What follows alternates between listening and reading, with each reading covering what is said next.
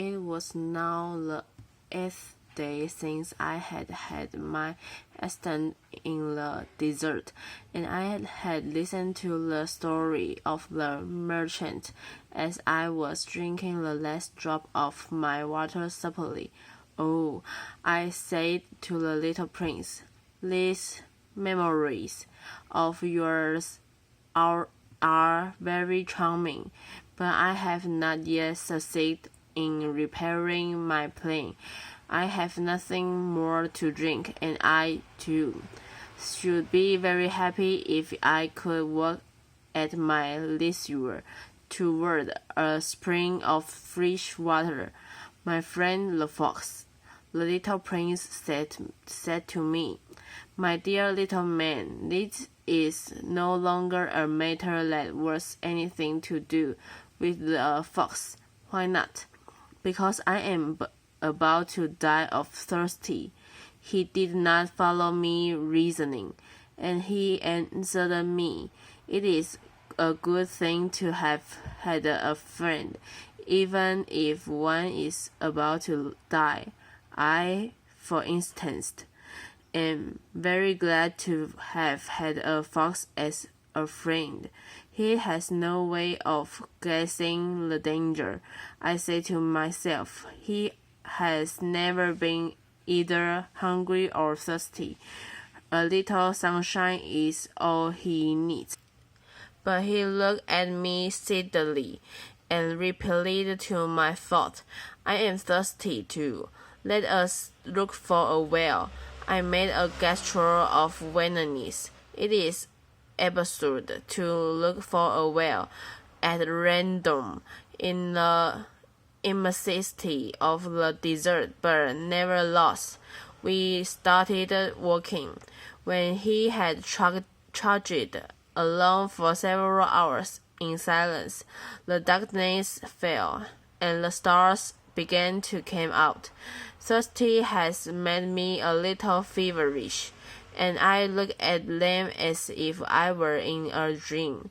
The little prince sees that words came filling back into my memory. "Then you are thirsty too?" I demanded. But he did not reply to my question. He merely said to me, "Water may also be good for the heart." I did not understand this answer, but I said nothing. I knew very well that it was impossible to cross-examine him. He was tired. He sat down. I sat down beside him, and after a little silence, he spoke again.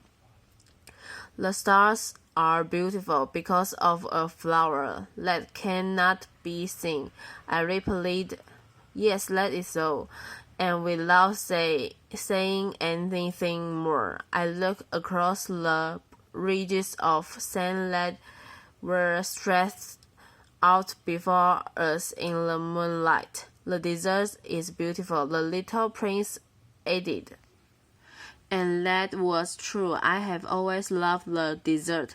One sits down on a desert sand dune, sees nothing, hears nothing. Yet through the silence something thrums and gleams.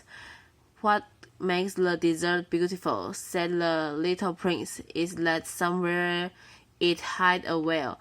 I was astonished by a sudden understanding of that mysterious radiation of the sands. When I was a little boy, I lived in an old house, and legends told us that a treasure was burned there.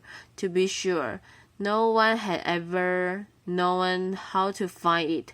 Perhaps no one had ever even looked for it, but it cast an enchantment over that house. My home was hiding a secret in the depths of its heart. "Yes," I said to the little prince, "the house, the star, the desert. What gives them their beauty is something that is invisible." "I am glad," he said, "that you agree with my fox, As the little prince dropped off to sleep, I took him in my arms and set out walking once more. I felt deeply moved and stirred. It seemed to me that I was carrying a very fragile treasure. It seemed to me even that there was nothing more fragile on all the earth. In the moonlight, I looked at this pale forehead, his closed eyes, his locks of hair that trembled in the wind, and I said to myself, when I see here is nothing but a what is most important invisible.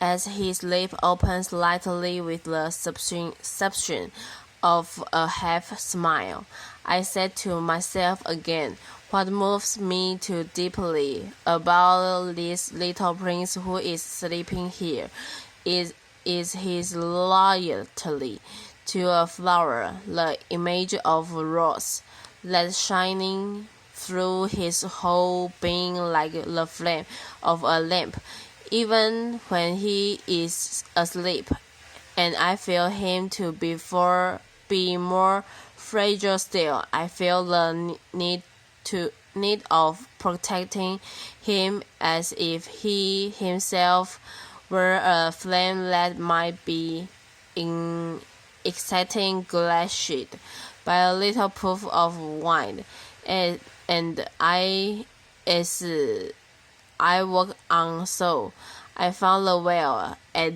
daybreak.